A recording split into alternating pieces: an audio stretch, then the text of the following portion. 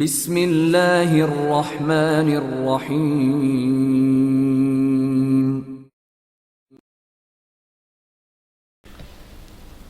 Add لاوا Imran series, مصنف ابن صفی۔ الفروز معتب کھڑا تھا اور ایڈ لاوا آرام دہ کرسی پر نیم دراز تھا اور کچھ سوچ رہا تھا۔ وہ اس وقت بھی پولیس آفیسر ہی کے بھیس میں تھا اور تھوڑی دیر قبل ہی یہاں پر پہنچا تھا۔ دیکھو، اب اگر وہ عورت پھر کبھی تمہارے پاس آئے تو نکل کر جانے نہ دینا، ایڈ لاوا نے کہا۔ بہت بہتر باس، الفروزے نے کہا۔ جانتے ہو وہ کون ہے؟ ایڈ لاوا بولا۔ نہیں باس، الفروزے نے کہا۔ لوئیسا عام طور پر کہلاتی ہے، لیکن اصل نام ایڈلی دے ساواں ہے۔ فرانس کی سیکرٹ سروس کی ایک عہدیدار ہے، اور یہ بہت بری بات ہے کہ وہ خیر اندیشوں کے اصل بزنس سے واقف ہے، ایڈ لاوا بولا۔ میں سمجھ گیا باس، کیا وہ آپ سے ملی تھی؟ الفروزے نے کہا۔ نہیں، آواز سے پہچانی گئی ہے۔ مجھے کچھ یاد آتا ہے کہ جیمسن ہارلے سے اس کے کس قسم کے تعلقات تھے، ایڈ لاوا بولا۔ تو وہ اس کی موت کا انتقام لینے نکلی ہے، الفروزے نے کہا۔ ہوگا، لیکن وہ ابھی تک کامیاب نہیں ہو سکی، ایڈ لاوا بولا۔ لیکن باس، وہ لکو والی لانچ، الفروزے بولا، تباہ ہو گئی تھی۔ اس کا ثبوت کہاں فراہم ہو سکا کہ لانچ کی تباہی کے وقت وہ تینوں اس پر موجود بھی تھے؟ تمہارے اسٹیمر پر بھی تو 7 آدمی تھے، ایڈ لاوا نے کہا۔ یہ بات تو ہے باس، لہٰذا الفروزے نے کہنا چاہا۔ خود لوئیسا نے اس کا اعتراف کیا ہے کہ وہ اب اس سلسلے میں یقین کے ساتھ کچھ بھی نہیں کہہ سکتی۔ تینوں لاشیں ضرور ملتی اگر لانچ کی تباہی کے ساتھ ہی مر گئے ہوتے۔ پانی ٹھہرا ہوا ہے اور وہاں ننھی مچھلیوں کے علاوہ اور کوئی آبی جانور نہیں تھا۔ ننھی مچھلیاں گوشت نوچ سکتی ہیں، ہڈیاں نہیں چبا سکتی۔ لاش نہیں تو ڈھانچے ضرور ملنے چاہیے تھے، ایڈ لاوا نے کہا۔ ایڈ لاوا پھر خاموش ہو گیا۔ الفروزے کچھ بھی نہ بولا۔ تھوڑی دیر بعد وہ الفروزے کی طرف دیکھے بغیر بولا۔ مشرق کے ذہین ترین اور خطرناک ترین آدمی کرنل فیدی تک کی تصویر میرے البم میں موجود ہے۔ اس کی آواز کا نمونہ بھی میرے پاس ہے، لیکن X2 کا کوئی ریکارڈ نہیں، کوئی بھی ریکارڈ نہیں، ایڈ لاوا نے کہا۔ دفعتاً وہ دونوں ہی چونک پڑے۔ ایسا معلوم ہوتا تھا جیسے کوئی راداری کے چوبی فرش پر بے تحاشا دوڑتا ہوا اسی کی طرف چلا آ رہا ہو۔ الفروزے دروازے کی طرف جھپٹا اور پھر کوئی عورت اس کے پھیلے ہوئے ہاتھوں میں جھول گئی۔ بچاؤ، بچاؤ، مجھے بچاؤ، یہ وہ اپنے بائیں بازو پر ایک انگلی چبوئے جا رہی تھی۔ میں مر رہی ہوں، لوئیسا کہہ کر ایڈ لاوا اس کی طرف جھپٹا، پھر جلدی سے بولا، ڈال دو اسے فرش پر ڈال دو۔ تیزی سے اس نے اس کا بایاں بازو ننگا کیا اور اس جگہ نظر ڈالی جہاں وہ اپنی انگلی چبوتی رہی تھی۔ چاقو نکالو، اس نے الفروزے سے کہا۔ بے ہوش ہو گئی، الفروزے نے جیب سے اپنا چمکدار قلم تراش نکالتے ہوئے کہا۔ دوسرے ہی لمحے میں ایڈ لاوا لوئیسا کے بازو میں شگاف دے رہا تھا۔ پھر اسے طویل سانس لی اور اس چیز کو چٹکی میں دبائے ہوئے آنکھوں کے قریب لایا جسے بازو کاٹ کر گوشت کے ریشوں میں سے کریٹ کر نکالا تھا۔ زہریلی سوئی، وہ آہستہ سے بڑبڑایا، پھر زور سے بولا، first aid box. First aid box کے لیے خود الفروزے دوڑا چلا گیا۔ بازو کی بینڈیج کر دینے کے بعد ایڈ لاوا ہی بے ہوش لوئیسا کو اپنے ہاتھوں میں اٹھا کر پولیس کار تک لایا تھا۔ الفروزے اس کے پیچھے تھا۔ آگے بڑھ کر اس نے پچھلی سیٹ کا دروازہ کھولا اور ایڈ لاوا نے بہت احتیاط سے اسے سیٹ پر لٹا دیا۔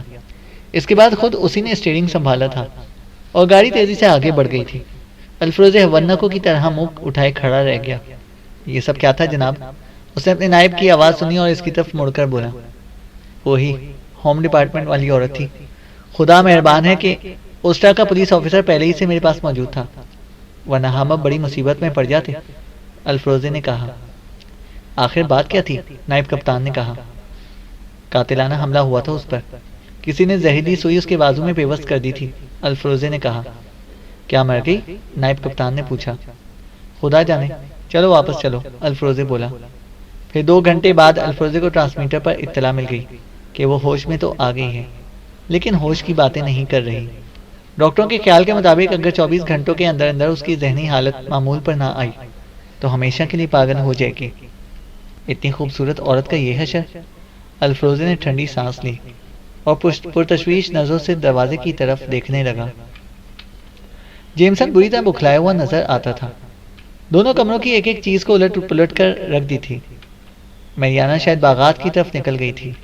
روزانہ صبح کا معمول تھا، ناشتے کے بعد ٹہلنے نکل جاتی تھی اور جیمسن کمرے ہی میں بیٹھا رہتا تھا کہ شاید نٹاریا ادھر آ نکلے اور وہ اس سے قدیم رومن تہذیب کے تذکرے چھیڑ دے۔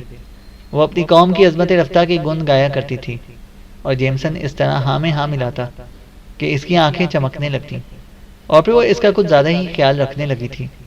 ویسے اس وقت تو اس کی بوکھلاہٹ قابل دید تھی، کبھی سر تھام کر کسی طرف بیٹھ رہتا اور کبھی اٹھ کر دوبارہ الٹ پلٹ شروع کر دیتا۔ اس عالم میں میریانا واپس آ گئی۔ ارے ارے، وہ دروازے پر ہی رک کر بولی۔ جیمسن اس کی طرف مڑ کر ہانپتا ہوا بولا، چوری ہو گئی ہے کیا؟ کرنسی؟ نہیں، بہت اہم چیز۔ وہ اس کے قریب پہنچ کر ایسے سے بولا، جیبی ٹرانسمیٹر؟ نہیں، میریانا چونک پڑی۔ یقین کرو، میرے سوٹ کیس میں تھا۔ اب ہم ایک دوسرے کو اپنی خیریت سے بھی مطلع نہ کر سکیں گے۔ مائکرو ویو ٹرانسمیٹر تھا، بہت زیادہ فاصلے سے بھی رابطے کا کام دے سکتا تھا، جیمسن نے کہا۔ اور کوئی چیز غائب نہیں ہوئی؟ میریانا نے پوچھا۔ ایک تنکا بھی نہیں، جیمسن نے کہا۔ ٹھہرو، مجھے سوچنے دو۔ پچھلی رات نٹاریا نے ہمیں کافی پلائی تھی اور میں نے اس کے بعد محسوس کیا تھا کہ جیسے جاگتی نہ رہ سکوں گی، لہذا تم دونوں سے معذرت طلب کر کے اپنے کمرے میں چلی گئی تھی، میریانا نے کہا۔ خدا کی پناہ، اب یاد آیا، جیمسن تیزی سے اپنا سر سہلاتا وہ بولا۔ کیا یاد آیا؟ میریانا نے کہا۔ تمہارے اٹھ جانے کے بعد شاید میں بھی اوہ، جیمسن نے کہا۔ کیا بات ہے؟ میریانا نے پوچھا۔ مجھے بھی یاد نہیں آ رہا کہ میں کب سویا تھا اور کب نٹاریا گئی تھی، جیمسن نے کہا۔ تو کیا نٹاریا؟ میریانا نے کہا۔ کچھ بھی ناممکن نہیں، میں نے اپنے ساتھی کی ہدایت پر عمل نہ کرنے کی بنا پر یہ چوٹ کھائی ہے۔ اسے یہ کہا تھا کہ پہلے اسے وٹالینی پر کسی قدر اعتماد تھا، لیکن پھر بہرحال اس کے اپنے اندازے کے مطابق وٹالینی کمزور اعصاب کا آدمی ہے۔ بوکھلاہٹ اور مایوسی کے عالم میں وہ دوبارہ ایڈلاوا ہی تک پہنچنے کی کوشش کر سکتا ہے۔ میں نے غفلت برتی اور مارا گیا۔ اب فوری طور پر معلوم ہونا چاہیے کہ وہ وٹالینی اب بھی یہیں موجود ہے یا فرار ہو گیا، جیمسن نے کہا۔ یہ تو اسی صورت میں معلوم ہو سکتا ہے جب ہم براہ راست ان لوگوں سے پوچھ بیٹھیں، میریانا نے کہا۔ نہیں، میں نیک دل پلونیوں کو صدمہ نہیں پہنچانا چاہتا۔ یہ معلوم کر کے بتاؤ کہ نٹاریا اس وقت کہاں ملے گی، جیمسن نے کہا۔ اسے تو میں باغ میں ہی چھوڑ کر آئی ہوں، انگور کی بیلوں سے جالے صاف کر رہی تھی، میریانا نے کہا۔ تم یہیں ٹھہرو، جیمسن نے کہا اور باہر نکل آیا۔ پھر وہ قریب قریب دوڑتا ہوا نٹاریا تک پہنچا۔ وہ چونک کر مڑی اور یک بیک خوفزدہ نظر آنے لگی۔ تم نے بہت برا کیا نٹاریا، بہت برا، جیمسن نے کہا۔ کیا کہہ رہے ہو؟ نٹاریا بولی۔ جاؤ دیکھو، وٹالینی تہ خانے میں موجود ہے یا فرار ہو گیا، جیمسن نے کہا۔ تم کیسی باتیں کر رہے ہو؟ پاگل ہو گئے ہو؟ کیوں دل دکھاتے ہو؟ نٹاریا بولی۔ یعنی تم یہ کہنا چاہتی ہو کہ میں کسی مردے کے بارے میں ایسی باتیں کیوں کر رہا ہوں؟ نٹاریا نے احمقانہ انداز میں سر ہلا دیا۔ تو سنو بیوقوف لڑکی، ہم یہاں اس لیے مقیم تھے کہ تمہارے بھائی کی حفاظت کر سکیں۔ اس کی جان میں نے بچائی تھی اور اسے گھر تک پہنچایا تھا، جیمسن نے کہا۔ لیکن نٹاریا نے کہنا چاہا۔ ہاں، تم یہی کہنا چاہتی ہو نا کہ اسے بچانے والے نے اسے بے ہوش کر کے کسی ویران جگہ پر ڈال دیا تھا، جیمسن نے کہا۔ اسے پھر اضطراری طور پر سر کو اثباتی جنبش دی۔ اسے یہ پٹی بھی ہم نے ہی پڑھائی تھی تاکہ تم لوگ ہمارے متعلق زیادہ پوچھ گچھ نہ کرو۔ اب جاؤ، وقت ضائع نہ کرو، جا کر دیکھو وہ موجود ہے یا نہیں، جیمسن نے کہا۔ نٹاریا بے تحاشا دوڑتی ہوئی عمارت کی طرف چلی گئی۔ جیمسن بھی آہستہ آہستہ اسی طرف کو چل پڑا اور وہ پھر عمارت کے قریب پہنچا ہی تھا کہ حکمی دروازہ کھلا اور نٹاریا دھڑام سے باہر آ گری۔ جیمسن نے جھپٹ کر اسے اٹھایا تھا۔ وہ وہاں نہیں ہے، نٹاریا روتی ہوئی بولی۔ جیمسن ساکت و صامت کھڑا رہ گیا، پھر سرد لہجے میں کہا، اب شاید اس کی لاش کا بھی پتہ نہ چل سکے۔ وہ اپنے باس سے ٹرانسمیٹر پر رابطہ قائم کرے گا اور نہ صرف خود مارا جائے گا بلکہ ہمارا بھی صفایا کرائے گا۔ تم نے میرا ٹرانسمیٹر چرا کر اس تک پہنچایا تھا، لہٰذا اب تم سب جہنم میں جاؤ، ہم تو چل دیے، جیمسن نے کہا۔ نہیں، خدا کے لیے رحم کرو، سب کچھ پاپا کو بتا دو، نٹاریا بولی۔ کیا بتا دوں؟ کہ اے نیک دل آدمی، تیرا بیٹا تو بدماش تھا ہی، بیٹی بھی چور نکلی۔ ہرگز نہیں، میں اس فرشتہ نما انسان کا دل اپنی زبان سے نہیں دکھا سکتا، جیمسن نے کہا۔ لیکن وہ تو جونک کی طرح چمٹی گئی تھی۔ پھر میریانا کو بھی کہنا پڑا کہ پلونیوں کو اس سے علم نہ رکھنا چاہیے۔ بہرحال پلونیو نے سب کچھ سنا تھا اور وہ دم بخود رہ گیا تھا، لیکن اس کی بیوی کو ان معاملات کی ہوا تک نہ لگنے دی گئی۔ تھوڑی دیر بعد پلونیو نے اپنے لا علم رکھے جانے کا شکوہ شروع کر دیا۔ ہم کیا کرتے جناب، ہمیں ان بدماشوں کا کلا کما کرنا ہے جو دنیا کے بیشتر حصے میں بدامنی کا باعث بن رہے ہیں۔ میری چیف کا جو حکم تھا اسے ہم بجا لائے، اس لیے ہم نے وٹالینی کو بھی اپنے بارے میں کچھ بتانے سے روک دیا تھا۔ جیمسن نے کہا۔ لیکن تم نے دیکھ لیا کہ وہ کتنا کمینہ ہے، پلونیو نے کہا اور بیٹی کی طرف مڑ کر بولا۔ لیکن مجھے تم سے ایسی امید نہیں تھی۔ میں کیا کرتی؟ اس نے مجھ سے کہا تھا کہ اکثر سیاحوں کے پاس جی بی ٹرانسمیٹر بھی ہوتے ہیں، تم ان کے سامان میں تلاش کرو، اگر مل گیا تو میں اپنے ایک دوست سے رابطہ قائم کر کے بآسانی سرحد پار کر جاؤں گا، اور پھر تم ٹرانسمیٹر ان کے سامان میں رکھ دینا۔ اسی نے یہ تدبیر بھی بتائی تھی کہ ان کی کافی میں افیون کا محلول ملا دوں، نٹاریا نے کہا۔ لیکن وہ ٹرانسمیٹر سمیت فرار ہو گیا۔ تمہارا خیال درست نہیں ہے سینیور جمن، وہ اسی بدماش سے رابطہ قائم کر کے تمہیں پکڑوانے کی کوشش کرے گا تاکہ اس کے کارنامے کے عوض اس کی جان بخشی ہو جائے۔ وہ لالچی کتا، اے خدا، اب میں اس کی شکل نہ دیکھوں تو بہتر ہے، پلونیو نے کہا۔ نٹاریا پھوٹ پھوٹ کر رونے لگی، لیکن کوئی بھی اس کی طرف متوجہ نہ ہوا۔ بلاخر پلونیو نے جیمسن اور میریانا سے کہا تھا، اب تم دونوں شاید اس چھت کے نیچے محفوظ نہ رہ سکو، لہذا جو تمہاری سمجھ میں آئے کرو، مجھے کوئی اعتراض نہ ہوگا۔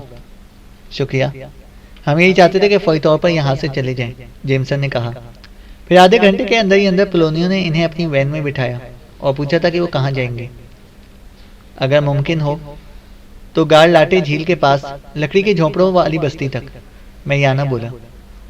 اگر ہم تم سے ہمارے متعلق معلوم کریں تو وہیں اسے بھیج دینا۔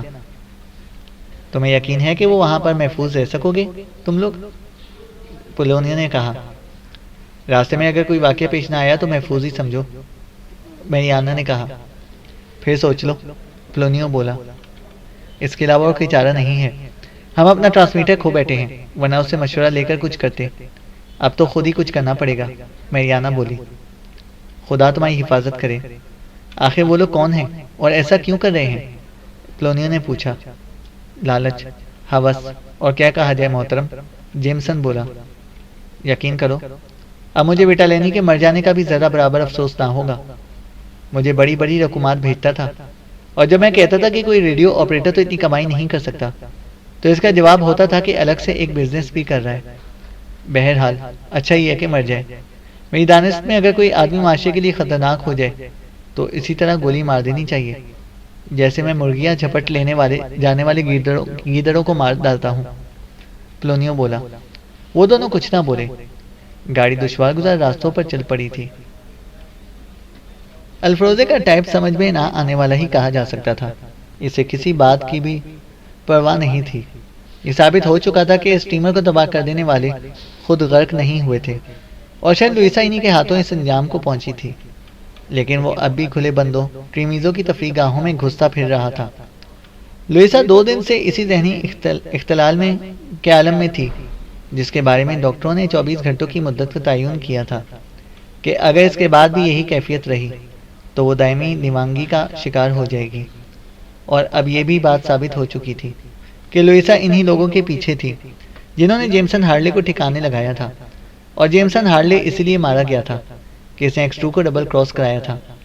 لہٰذا ان حالات میں الفروزے کو بہت زیادہ محتاط ہو جانا چاہیے تھا، لیکن وہ اس وقت بھی اسی گائیڈ کی تلاش میں تھا جس نے 3 دن قبل اس سے ایک وعدہ کیا تھا، لیکن اس کے بعد سے شکل نہ دکھائی تھی۔ وجہ جو کچھ بھی رہی ہو، وہ اسی ہوٹل کی بیرونی طعام گاہ میں داخل ہوا جہاں اس سے ملاقات ہوئی تھی۔ حسب معمول بھیڑ بھاڑ کا وہی عالم تھا، اور لاتعداد نظریں اس دیونما آدمی کی طرف اڑ گئیں۔ آج وہ تنہا ہی تھا، نائب کو ساتھ نہیں لایا تھا۔ سوچا تھا کہ حالات نے کس موڑ پر لا کھڑا کیا ہے، ورنہ ٹریسٹی میں خود اسے کبھی کسی کی تلاش میں نہیں نکلنا پڑتا۔ وہاں کے لوگ تو اسی کی تلاش میں رہا کرتے تھے۔ جس تفریح گاہ میں بھی پہنچ جاتا، عورتوں کی بھیڑ لگ جاتی اس کے گرد، ان میں جوان، ادھیڑ اور بوڑھی سبھی طرح کی ہوتی۔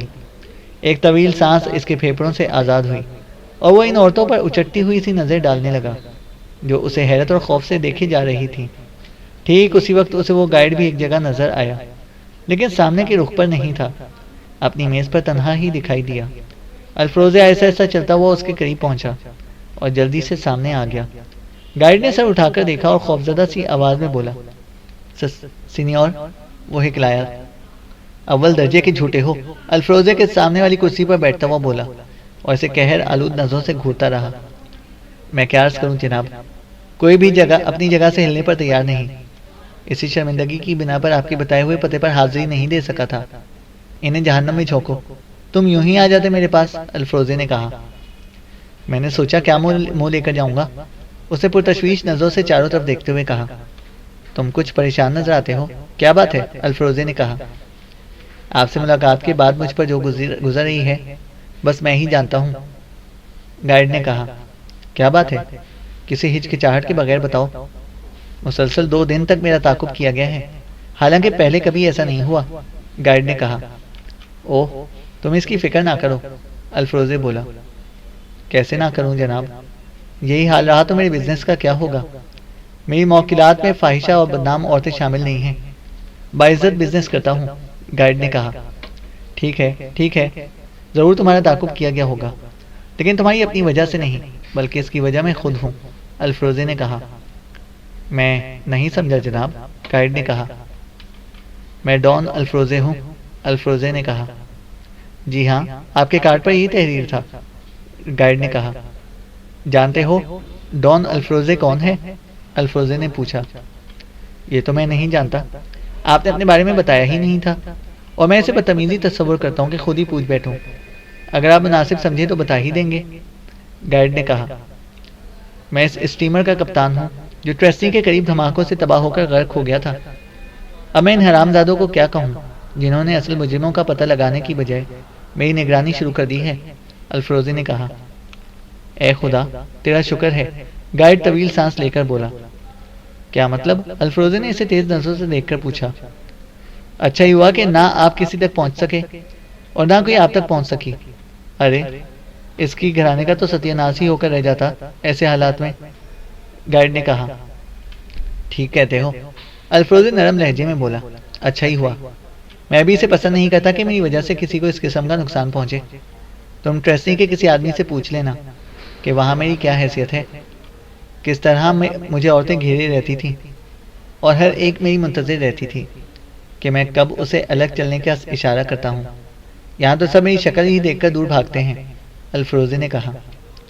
میں آپ کے لیے مغموم ہوں سینیور، آپ ایسے حالات میں ہیں، ورنہ میں تو آپ کو جنت میں پہنچا دیتا۔ ایک ایسی الگ تھلگ جگہ سے میں بھی واقف ہوں جہاں صرف 30 افراد آباد ہیں، ادھر ان پہاڑوں کے پیچھے۔ وہ ایک جانب کو ہاتھ اٹھا کر بولا۔ الفروزے کی نگاہ اسی جانب اٹھ گئی تھی۔ ان میں صرف 11 مرد ہیں، بقیہ سب عورتیں ہیں، 6 عورتیں بوڑھی اور 13 عدد نوخیز لڑکیاں جن کے چہروں پر نگاہیں تک نہیں ٹھہرتی۔ کسی بہت پرانے قبیلے کے بچے کھچے افراد ہیں جو ایک چھوٹی سی وادی میں محدود ہو کر رہ گئے ہیں۔ ان کے پاس ایسے ذرائع نہیں ہیں کہ اس طرف آ سکیں، صرف ہیلی کاپٹر ہی کے ذریعے ادھر پہنچا جا سکتا ہے۔ یقین فرمائیے جناب، جنت ہے جنت، گائیڈ کہتا جا رہا تھا۔ ہیلی کاپٹر تو تھا ہمارے پاس، لیکن اسٹیمر ہی کے ساتھ تباہ ہو گیا، الفروزے بولا۔ کاش کوئی پائلٹ ہی مل جائے، گائیڈ نے کہا۔ محض پائلٹ سے کیا ہوگا، الفروزے بولا۔ اس لیے کہ ایک 2 سیٹر میری دسترس میں ہے، لیکن میں پائلٹ نہیں کر سکتا، گائیڈ نے کہا۔ تمہاری دسترس میں ہے، الفروزے نے حیرت سے کہا۔ جی ہاں، وینس کا ایک بہت بڑا آدمی مجھ پر مہربان ہے۔ عیاشی کی غرض سے اس نے میٹیزوں میں ایک عمارت بنوائی ہے جو خالی پڑی رہتی ہے، اس کی کنجیاں میرے پاس ہی رہتی ہیں۔ ایک طرح سے یہاں اس کی دیکھ بھال کرنے والا ہی میں ہوں۔ ایک 2 سیٹر ہیلی کاپٹر بھی ہے، وہ کبھی کبھی آتا ہے اور کچھ دن عیش کر کے چلا جاتا ہے۔ اگلے مہینے کی 25 تاریخ کو پھر آئے گا، جس میں ابھی بہت دن باقی ہیں۔ بہرحال وہ اچھا پائلٹ بھی ہے۔ ہم دونوں اس وادی میں جاتے ہیں اور وہ مجھے وہاں بطور یرغمال چھوڑ کر ایک لڑکی اپنے ساتھ لاتا ہے اور میٹیزوں میں عیش کرتا ہے۔ مجھے اس وقت تک وہیں رکنا پڑتا ہے جب تک لڑکی واپس نہیں آ جاتی، گائیڈ نے کہا۔ کیا یرغمال چھوڑنا ضروری ہوتا ہے؟ بے حد ضروری ہے جناب، ورنہ لڑکی کی واپسی کی ضمانت کیا ہو سکتی ہے؟ وہ سرمایہ دار مجھے معقول معاوضہ دیتا ہے، تو پھر کیا قباحت ہے اس میں؟ ادھر نہ رہا، انہی لوگوں میں رہ لیا، گائیڈ نے کہا۔ میں جتنا معاوضہ دوں گا تم تصور بھی نہیں کر سکتے، لیکن میں خود جانا مناسب نہیں سمجھتا۔ اپنی کمپنی کے مالکان کی ہدایت پر 24 گھنٹے ٹریمیزوں میں میری موجودگی ضروری ہے، الفروزے نے کہا۔ تو پھر کوئی ایسا آدمی دیجیے جو ہیلی کاپٹر کو اڑا سکے. میں وہاں رہ جاؤں گا اور وہ لڑکی کو آپ کے پاس لے آئے گا. گائیڈ نے کہا. جی خوش کر دیا تم نے. کیا جماؤں؟ ایک ہاتھ شانے پر خوشی ظاہر کرنے کے لیے؟ الفروزے بولا. کام لینے سے پہلے ہی مار ڈالنا چاہتے ہیں جناب. گائیڈ بولا. الفروزے ہنس پڑا تھا. گائیڈ نے پھر کہا. کل 10 بجے تک آپ کے آدمی کو میٹیزو پہنچ جانا چاہیے. لانچ کے ذریعے سے 20 منٹ کا راستہ ہے. میں اسے ڈاک پر مل جاؤں گا اور پھر شام تک لڑکی آپ کے پاس ہوگی. لیکن یہ بھی بتا دیجیے کہ مجھے کتنے دنوں تک یہ کمال وہاں رہنا پڑے گا. گائیڈ نے کہا. 13 دن. وہ اس کی آنکھوں میں دیکھتا ہوا مسکرایا. تم نے یہی تو بتایا تھا کہ 13 لڑکیاں ہیں. یکے بعد دیگرے سب آئیں گی اور میں تمہیں ان 13 دنوں کا اتنا معاوضہ دوں گا کہ تمہارا وہ سرمایہ دار موکل 13 ماہ میں بھی نہ دے سکے گا. الفروزے نے کہا. اچھا تو بات پکی رہی. گائیڈ اس کے ہاتھ پر ہاتھ رکھ کر بولا. کل ٹھیک 10 بجے میٹیزو کے ڈاک پر اپنے آدمی سے کہہ دیجیے گا کہ پہچان کے لیے میرے ہاتھ میں ایک ٹیڈی بیئر ہوگا. گائیڈ نے کہا. لو یہ رکھو. الفروزے نوٹوں کی ایک گڈی جیب سے نکال کر اس کے سامنے ڈالتا ہوا بولا. یہ سے بات پکی ہونے کا معاوضہ ہے. صرف بات پکی ہونے کا معاوضہ؟ گائیڈ ہکلایا. ہاں ہاں کیا سمجھتے ہو؟ الفروزے بولا. تب تو جناب وہ سرمایہ دار مجھے اس وقت بالکل کنگال نظر آ رہا ہے. گائیڈ نے کہا اور الفروزے کہکا لگاتا ہوا اٹھ کھڑا ہوا. الفروزے کا پائلٹ بالکل ٹھیک وقت پر میٹیزو پر پہنچ گیا تھا. اس سے گائیڈ کو فوراً پہچان لیا کیونکہ اس کے ہاتھ میں ایک چھوٹا سا مخملی ریچھ دبا ہوا تھا. تم ہی ہو نا؟ اس نے قریب پہنچ کر کہا. اور تم کپتان کے ہیلی پائلٹ ہو؟ گائیڈ نے کہا. تم ٹھیک سمجھے. وہ بولا. تو آؤ وقت ضائع نہ کرو. گائیڈ آگے بڑھتا ہوا بولا. وہ اسے ایک بڑی سی عمارت تک لایا تھا جس کے سامنے کے میدان میں ایک ہیلی کاپٹر دور ہی سے دکھائی دے رہا تھا. وافر ایندھن لے جانے والا معلوم ہوتا ہے. پائلٹ اس کے قریب پہنچ کر اظہار مسرت کرتا ہوا بولا. ایسے کاموں کے لیے ایسا ہی ہونا چاہیے. مالک نے خصوصی ہدایت کے ساتھ بنوایا تھا. گائیڈ نے کہا. کیا فوراً روانگی ہوگی؟ پائلٹ نے پوچھا. کپتان نے تو یہی کہا تھا. تم چاہو تو 10-15 منٹ آرام کر لو. گائیڈ نے کہا. اس سے کیا فرق پڑے گا؟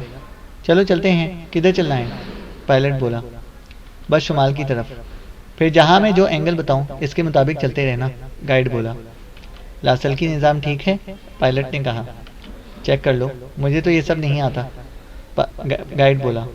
پائلٹ نے ہر طرح سے اطمینان کر لینے کے بعد انجن اسٹارٹ کیا اور ہیلی کاپٹر اوپر اٹھتا چلا گیا. ٹیمیزو کے قریب سے گزرتے ہوئے گائیڈ نے ایک جگہ کہا. مغرب کی طرف 45 ڈگری شمال. پائلٹ نے فوراً ہی رخ بدلا. 15-20 منٹ کی پرواز کے بعد پرواز کے رخ میں پھر تبدیلی کی اور اونچی اونچی چٹانوں سے گھری ہوئی ایک مستہ جگہ کے اوپر پہنچ کر گائیڈ نے لینڈ کرنے کو کہا. آہستہ آہستہ نیچے اترتا ہوا آخرکار ہیلی کاپٹر زمین سے ٹک گیا.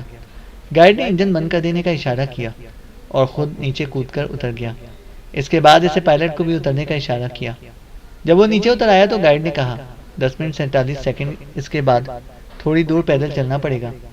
پھر پائلٹ ایک طرف بیٹھنے ہی جا رہا تھا کہ اچانک گائیڈ نے اس کے جبڑے پر ایک زوردار مکہ جڑ دیا. اس کے لیے وہ تیار نہیں تھا. بیک وقت کئی کلابازیاں کھا گیا. پھر اٹھ ہی رہا تھا کہ گائیڈ کی کوٹ کی اندرونی جیب سے پستول نکل آیا.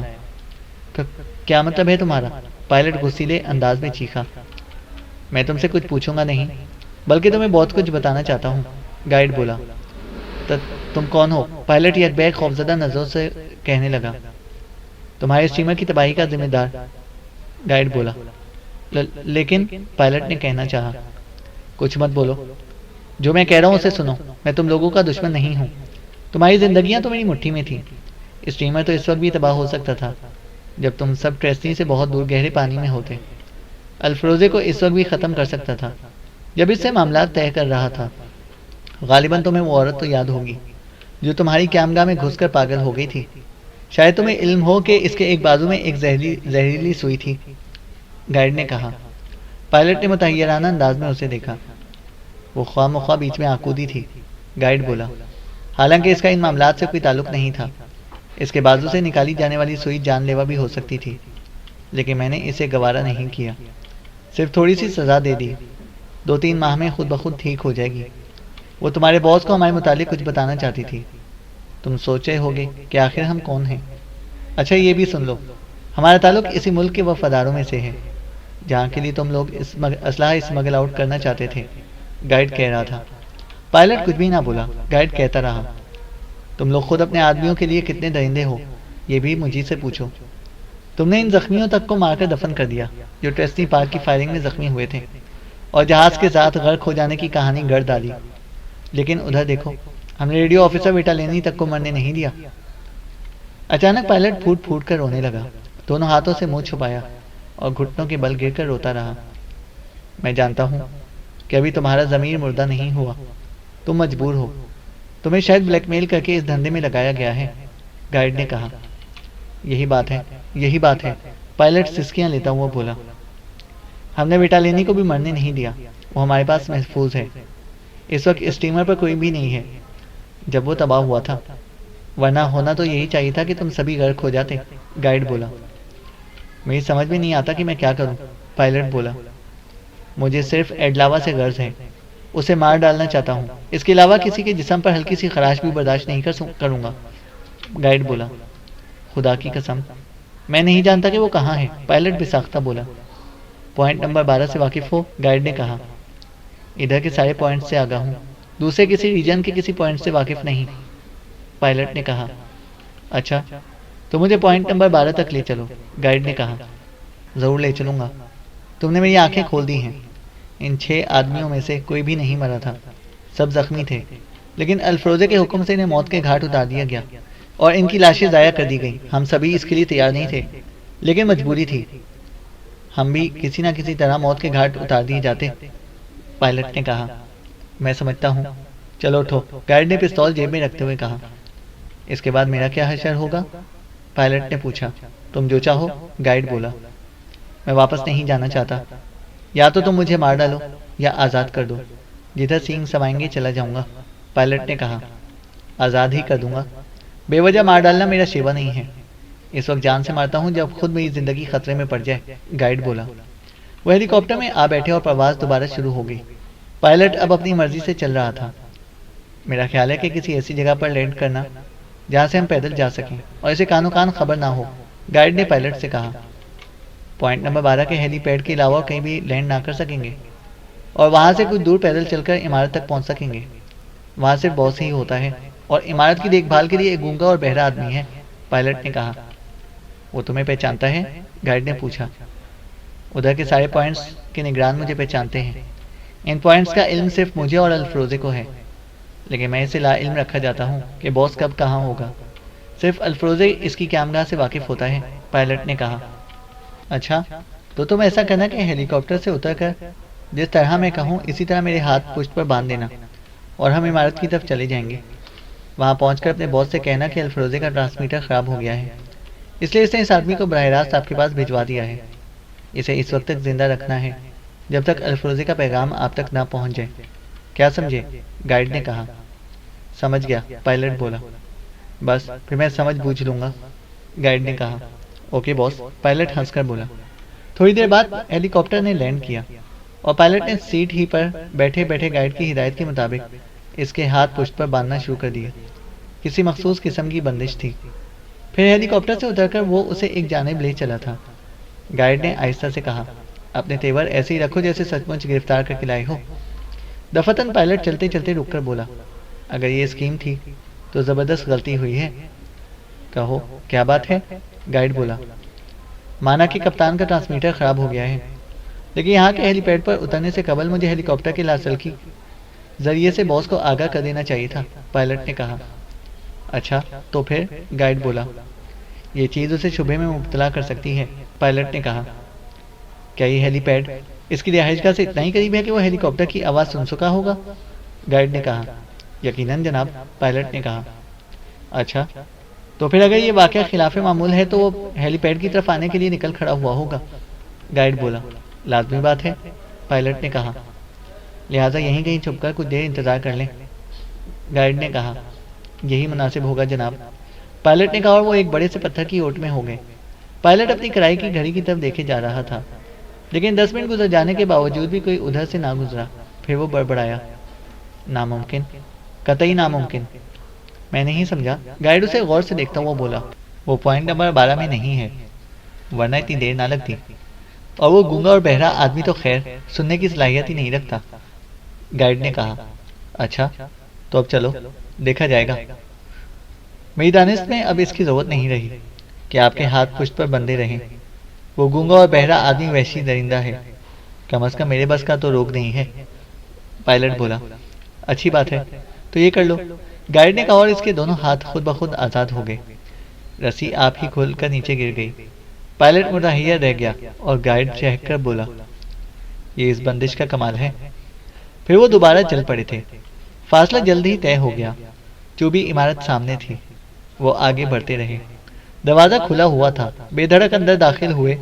ان کے قدموں کی آواز دور دور تک گونج رہی تھی، لیکن شاید عمارت میں کوئی تھا ہی نہیں جو اس طرف توجہ دیتا۔ پھر ایک جگہ اچانک انہیں رک جانا پڑا۔ سامنے ہی فرش پر کوئی اونتھا پڑا تھا۔